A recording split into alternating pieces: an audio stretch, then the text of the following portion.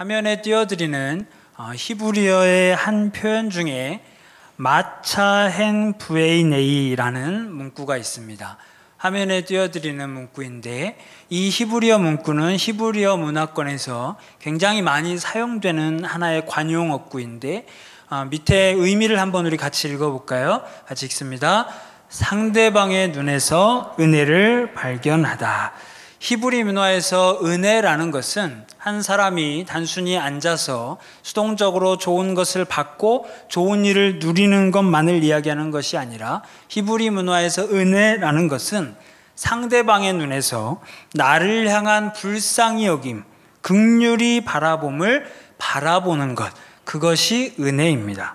그래서 은혜라는 것은 우리의 연약함과 죄의 본성으로 인해서 나를 바라보면 절망과 한숨과 후회뿐이지만, 하나님을 바라보면서 하나님의 눈과 나의 눈이 마주칠 때 하나님의 눈에서 나를 향한 긍휼의 사랑을 발견하는 것, 하나님이 나를 얼마나 긍휼히 여기시고 불쌍히 여기시는가를 하나님의 눈에서 내가 발견하는 것, 이것이 은혜다라는 것입니다. 사랑하는 우리 서산가족 여러분, 여러분은 매일의 삶을 살아가면서 하나님의 눈에서 나를 향한 불쌍히 여기심을 매 순간 발견하면서 오늘을 살아가고 계십니까? 하나님의 시선과 나의 시선이 마주칠 때 하나님이 나를 얼마나 불쌍히 여기시고 긍휼히 여기시는가를 그 눈에서 매일 발견하며 살아가고 계신지요?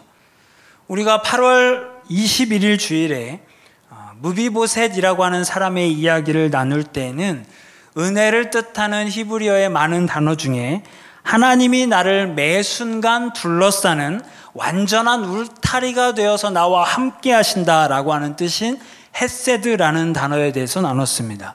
오늘 우리가 나눌 똑같은 은혜를 표현하는 히브리어 단어는 헨이라고 하는 단어입니다. 헨이라고 하는 히브리어의 뜻은 이렇습니다. 동그라미 1번 우리 같이 읽어봅니다. 불쌍히 여기심, 긍휼히 여기심. 두 번째, 값없이 받음, 이유 없음. 이 헨이라고 하는 은혜의 뜻은 어떤 뜻이냐면, 하나님이 하나님의 사람들을 이유 없이, 값 없이, 아무 까닭 없이 불쌍히 여기시어 긍휼을 베푸시는 은혜가 바로 헨이라고 하는 단어의 헨의 은혜라고 할 수 있습니다. 그래서 오늘 우리에게는 이 헨의 은혜, 나를 불쌍히 여기시는 은혜, 나를 불쌍히 바라보시는 하나님의 시선, 값없이 이유 없이 나를 긍휼히 여기시는 하나님의 바라봐 주심이 오늘날 우리의 삶에 필요합니다. 그래서 오늘 우리가 본문을 통해서 마음에 간절히 소망케 되는 이 헨, 하나님의 은혜에 대한 우리가 두 가지의 내용을 오늘 바라볼 텐데, 첫 번째, 우리가 헨의 은혜에 대해서 살펴볼 첫 번째 내용은 이것입니다. 같이 한번 읽습니다. 내 인생에 가장 필요한 복은 그러나의 은혜입니다. 뭐라고 되어 있습니까? 분홍색에 그러나.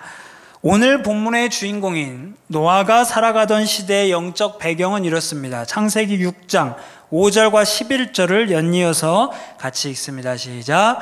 여호와께서 그때에 온 땅이 하나님 앞에 부패하여 포악함이 땅에 가득한지라. 노아의 시대는 어떤 시대였냐면, 모든 사람이 의도적으로 계획적으로 죄를 지었던 영적 암흑의 시대였습니다. 노아가 살아가던 시대는 모든 사람이 국지적으로 어떤 특정한 사람들만이 아니라 소돔과 고모라처럼 어떤 특정한 지역만 죄를 짓고 살아가는 것이 아니라, 모든 사람들이 의도적으로, 본능적으로 연약해서 어쩔 수 없이 죄를 짓는 것도 아니고, 의도적으로, 계획적으로 죄를 지으면서도 아무런 문제의식 없이 죄를 죄로 보지 않고 죄를 오히려 옳은 일이라고 생각하던 아무런 소망이 없던 시대가 노아의 시대였습니다. 도무지 이 노아의 시대에는 어느 곳에서도 빛을 찾아볼 수 없었고, 하나의 어떤 빗줄기도 찾아볼 수 없는 암흑의 시간을 살아가던 시대가 노아의 시대였습니다. 그래서 하나님과 이 시대는 완전히 관계가 끊어진 것처럼 보였습니다. 그런데 이렇게 모든 사람이, 모든 상황이 악하고 암흑 같던 그 시대에 완전한 반전의 단어가 하나 등장합니다.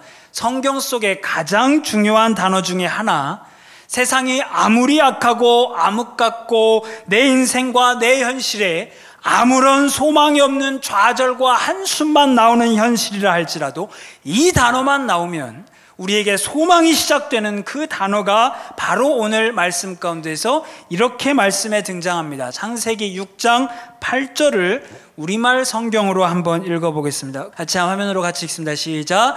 그러나 노아만은 여호와께 은혜를 입었습니다. 다시 한번 읽습니다. 그러나 노아만은 여호와께 은혜를 입었습니다. 보통 한국말에서 이 앞에 분홍색 글씨 그러나라고 하는 단어는 부정적인 감정 단어로 쓰입니다. 그런데 오늘 이 말씀에서 암흑과 같은 이 시대의 현실과 문제 속에서 이 단어 그러나라고 하는 단어는 부정적인 의미로 쓰인 것이 아니라 완전한 반전을 보여주는 단어로 쓰인 단어입니다. 아무것도 보이지 않는 캄캄한 암흑 속에서 온 세상을 환하게 비춰주는 밝은 달과 같이 밝은 빛이 세상에 떠오르고 있음을 표현하는 단어. 모든 세상은 암흑 속에 있지만 오히려 모든 세상이 칠흑같이 어둡기 때문에 하나의 별이 떴을 때 그 별이 더 밝게 보여지는 그 단어, 그것이 오늘 그러나라고 하는 단어입니다. 주변이 어둡기에 더 환히 빛나는 별 노아. 그래서 오늘 성경은 그러나 노아만은 여호와께 은혜를 입었다라고 말하고 있습니다. 사랑하는 우리 소상가족 여러분, 여러분의 가정이 또 여러분의 개인의 현실이 앞을 보아도 뒤를 보아도 깜깜한 소망 없는 어두움뿐입니까? 이제는 울다 눈물조차 나오지 않는 완전한 절망과 자포자기에 빠지셨습니까? 아니면 하나님은 나를 버린 것이 아닌가? 하나님은 과연 살아계시는 분은 맞는가? 완전한 믿음의 슬픔 속에 스스로 빠져서 하나님을 향한 눈물조차 이제 나오지 않는, 완전히 눈물도 메말라 버린 현실 가운데 살아가고 계십니까? 여러분의 인생이, 저와 여러분의 인생이 그런 인생이라면, 우리의 인생에 한 단어만 등장하면 이제 이 모든 암흑과 모든 절망과 모든 슬픔은 끝입니다. 어떤 단어냐면 그러나라고 하는 단어입니다.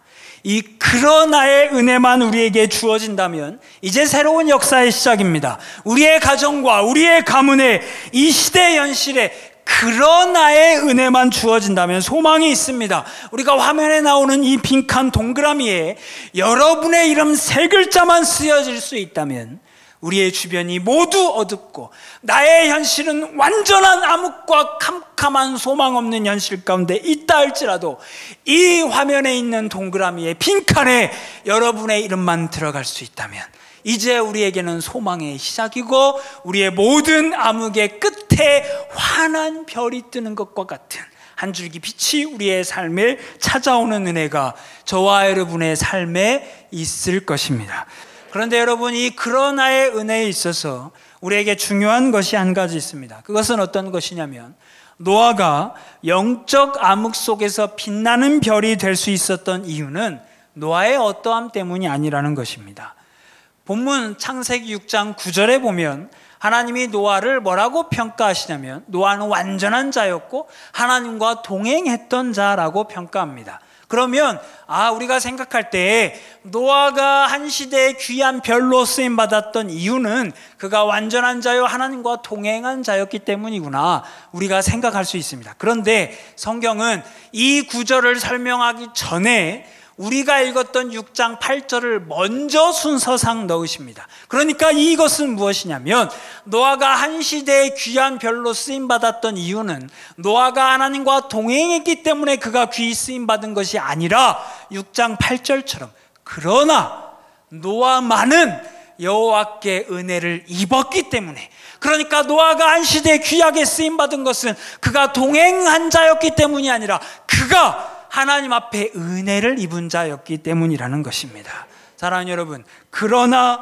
노아는 여호와께 은혜를 입었더라. 이 말씀을 하나님이 앞서 기록하시는 이유는 암흑을 여는 빛이 되는 인생의 출발은 하나님의 은혜를 입는 것이다 라는 사실이라는 것입니다. 사랑하는 사상가족 여러분, 우리가 하나님과 동행하는 인생이 되는 것 중요합니다. 우리가 하나님 앞에 내 모습을 올바른 믿음의 사람으로 성장시켜가는 것, 준비시켜가는 것, 여러분의 자녀를 믿음의 사람으로 준비시켜가는 것, 성품을 훈련시키는 것 다 중요합니다. 그러나 분명히 기억하십시오. 여러분의 자녀가, 여러분이 누군가 하나님 앞에 한 시대의 빛으로 쓰임받는 인생이 되는 중요한 출발은 내가 어떠한 사람이 되고 내가 어떠한 존재로 빚어져가고 어떠한 존재로 준비되었느냐가 아니라, 그러나 노아만은 여호와께 은혜를 입었더라, 하나님께 은혜를 입은 인생인가 아닌가 하는 것이 핵심이라는 것입니다. 그래서 여러분, 자녀를 위해서 축복하며 기도할 때도 이렇게 기도해야 합니다. 설교 서두에 히브리 문학권에서 은혜가 뭐라고 했습니까? 은혜는 하나님의 나를 향한 불쌍히 여기심의 시선이 나를 향해 머무는 것이라고 했습니다. 그래서 우리는 자녀를 위해 기도할 때 이렇게 기도해야 합니다. 하나님, 내 자녀에게 지혜를 주십시오. 내 자녀에게 좋은 성품을 주십시오. 내 자녀를 믿음의 사람으로 준비시켜 주십시오가 아니라, 이 기도도 필요하지만 이 기도에 앞서서 우리가 자녀를 위해 먼저 기도해야 할 것은 은혜이기에 이렇게 기도해야 합니다. 하나님, 내 자녀의 인생에서 눈을 떼지 마시옵소서. 하나님, 우리 가정의 인생에서 하나님의 시선을 떼지 마시옵소서. 하나님의 나를 바라보시는 시선과 내 시선이 늘 마주치는 것이 내 인생이 되기를 소원합니다. 그래서 여러분, 우리 같이 따라해 봅시다. 하나님, 내 자녀의 인생에서 눈을 떼지 마시옵소서. 여러분, 이것이 우리가 자녀를 위해 해야 할 가장 중요한 기도고 첫 번째 되는 기도라는 것입니다. 그런가 하면 본문을 통해서 우리가 마음에 간절히 소망하게 되는 하나님의 은혜에 대한 두 번째 내용은 이것입니다. 우리가 화면을 통해 같이 한번 읽습니다. 시작.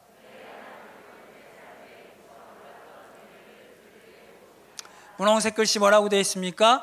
미처 몰랐던 은혜. 오늘 우리가 읽은 두 번째 본문은 제가 여러분과 3달 동안 주일 오전의 말씀을 이제 오늘 마지막 나누면서 첫 시작에 8월 7일 날 나눴던 말씀의 연장선입니다. 사무엘상 30장에 앞서서 다윗이 사울을 피해 도망 다니던 중에 그가 믿음의 용기를 잃었습니다. 그가 또 하나님과의 관계가 무뎌졌습니다. 그래서 다윗이 하나님께 묻지 않고 고국을 떠나서 영적 원수의 나라 블레셋으로 망명하는 비극적인 선택을 다윗이 하게 됩니다. 그러나 하나님은 은혜의 개입자가 되셔서, 우리가 8월 7일에 나눈 내용은 은혜의 개입자가 되셔서 그가 원수 나라의 선봉장이 되어서 고국 이스라엘과 전쟁을 해야 하는 자리에서 꺼내서 구출해 주십니다. 그런데 오늘 우리가 읽은 사무엘상 30장에 봤더니 하나님이 그를 구출해 주시는 그 시간에 다윗에게 하나의 슬픈 사건이 또 하나 일어납니다. 다윗과 수아의 부하들 600명이 주둔지를 비웠다가 다시 돌아와 봤더니 또 다른 영적 원수인 아말렉이 쳐들어와서 다윗의 가족들을 사로잡아 갔고 다윗의 부하 600명의 가족들을 모조리 사로잡아 갔습니다. 그래서 다윗과 부하들이 돌아와서 가족들이 모두 사로잡혀간 광경을 보고 나니까 다윗의 부하 600명의 용사들이 아무것도 할 수 없는 처절한 절망에 빠져 목 놓아 울기 시작합니다. 그리고는 수없는 세월을 사울을 피해 도망 다니던 그 시간에도 다윗을 향한 충성의 마음을 아끼지 않던 그들이 끝까지 다윗에게 남아 다윗 옆을 지켜주던 그 사람들이, 가족들이 모두 사로잡혀간 것을 보고 나니까 이제는 다윗을 향해 돌을 들어서 600명이 함께 다윗을 돌로 치려 하는 일이 일어납니다. 이제 다윗은 완전한 절망이요, 완전한 끝을 맞이한 상황입니다. 그런데 이 완전한 절망, 완전한 끝에서 다윗은 어떤 하나님을 만나냐면 우리가 처음부터 얘기한 그 하나님, 시선을 다윗에게서 떼지 않고 불쌍히 여기시는 모습으로 바라보시는 그 은혜의 하나님이 다윗을 향해 일하기 시작하십니다. 절체절명의 시간에 하늘로부터 다윗에게 은혜가 덧입혀집니다. 오늘 두 번째 본문 사무엘상 30장 6절 우리 한번 같이 읽겠습니다. 시작. 백성들이 자녀들 때문에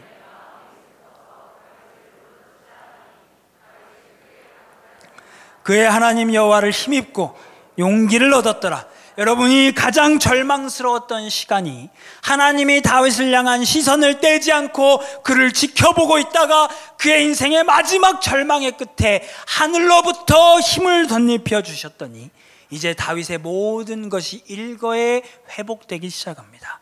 다윗의 모든 것이 무너져 있었는데 이 하나님의 시선이 떠나지 않고 다윗을 향해 있다가 절망의 시간에 그 은혜가 하늘로부터 덧입혀지니까 다윗의 모든 것이 회복됩니다. 그래서 세 가지의 다윗의 무너졌던 것들이 회복되는데 첫 번째, 이것이 회복됩니다. 같이 읽습니다. 멀어졌던 하나님과의 관계를 회복합니다. 다윗은 일주일 한 달도 아니고 1년 4개월을 하나님과 떨어져 있었습니다.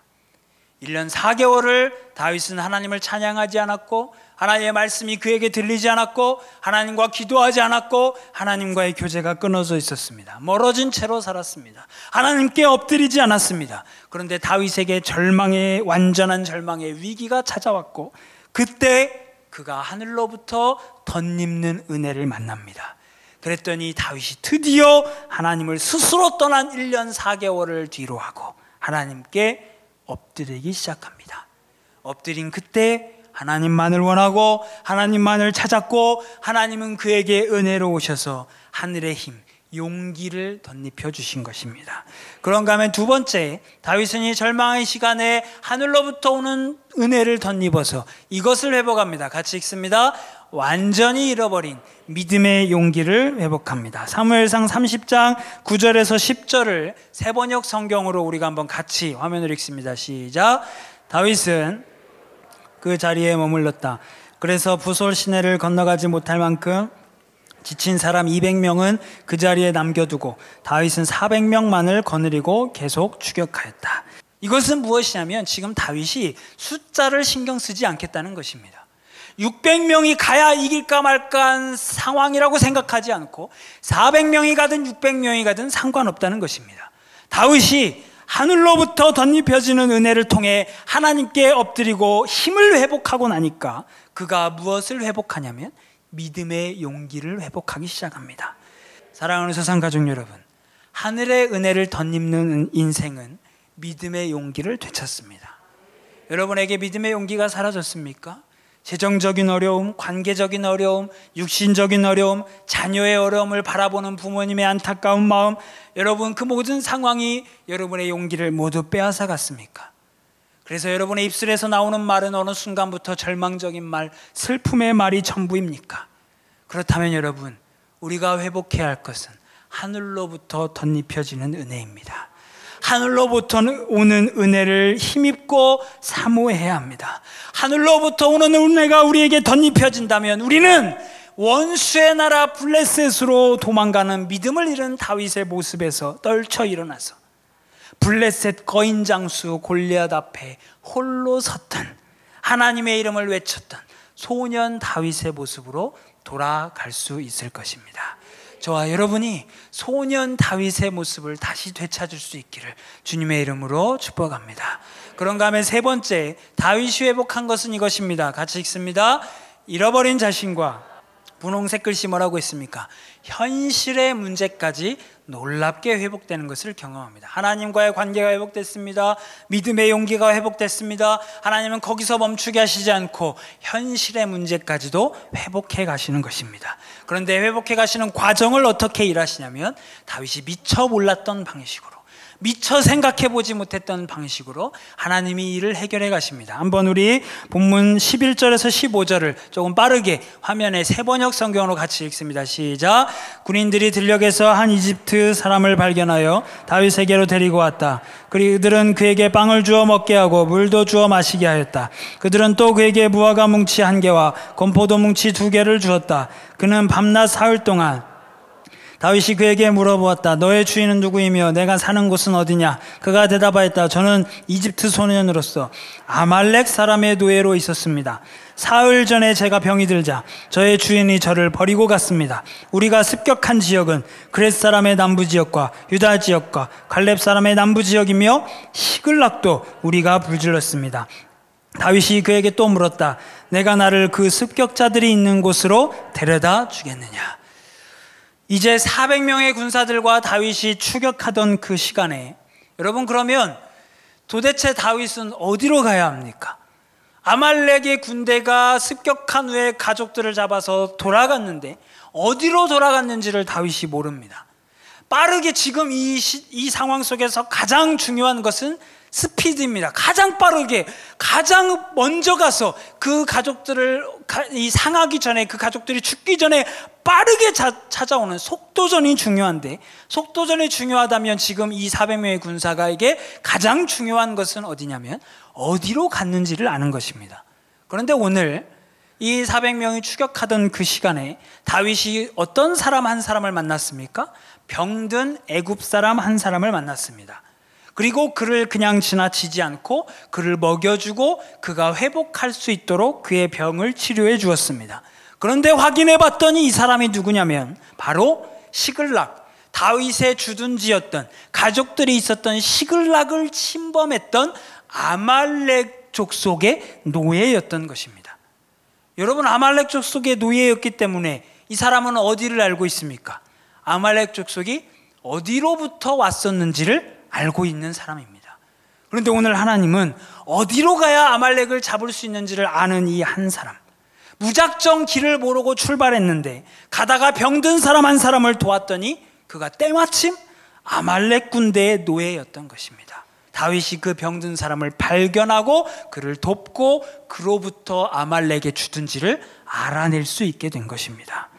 여러분, 이렇게 하나님이 역사하시지 않고 다윗이 열심히 수소문해서 아말렉을 찾았다면 찾는다 한들 며칠이 지나갔을지 모릅니다. 며칠을 시간 낭비했을지도 모릅니다. 속도전에 문제가 생겼을지도 모릅니다. 그런데 마침 하나님이 다윗을 위해 아말렉의 종을 병들게 하셨고 아말렉이 그를 버리게 하셨고 그를 다윗이 돕도록 인도하신 것입니다.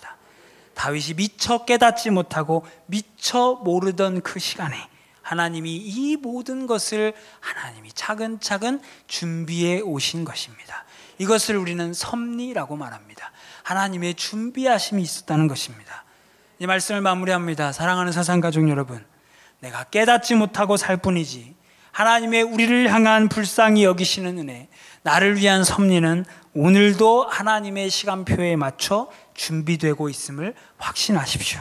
하나님의 은혜는 하나님의 절묘하고도 정확한 타이밍에 맞추어 우리를 위해 준비되고 있고, 하나님은 늘 불쌍히 여기시는 시선으로 우리를 보시며 우리에게 가장 무엇이 회복되어야 하는지, 무엇이 우리에게 가장 필요한지를 바라보시다가 어떤 섭리가 가장 필요한지를 미리 준비하고 계시는 여호와 이레의 은혜의 하나님이십니다. 사랑하는 여러분, 우리가 나눈 말씀들 모든 것을 다시 요약합니다. 은혜란 하나님의 불쌍히 여기심의 시선이 나를 향해 이유 없이 값없이 향하는 것입니다. 그 은혜는 그러나의 은혜의 반전으로 나에게 찾아옵니다. 그러나 노아만은 여호와 하나님께 은혜를 입었더라. 내 삶의 소망이 암흑 같아도, 내 삶의 모든 기대가 끊어졌어도 하나님의 그러나의 은혜만 나와 함께 한다면 내 인생의 소망은 반드시 다시 시작됩니다. 반전이 찾아옵니다. 그리고 그 반전에 하나님은 나에게 하늘의 힘을 덧입히셔서 하나님과의 관계를 회복시키시고 믿음의 용기를 회복시키시고 미처 몰랐던 그때 내 삶의 현실적인 문제를 회복시키시고 만나게 하시는 섭리의 하나님이십니다. 사랑하는 여러분, 그 하나님이 반드시 저와 여러분의 하나님으로 경험되어질 수 있기를 주님의 이름으로 간절히 축복합니다.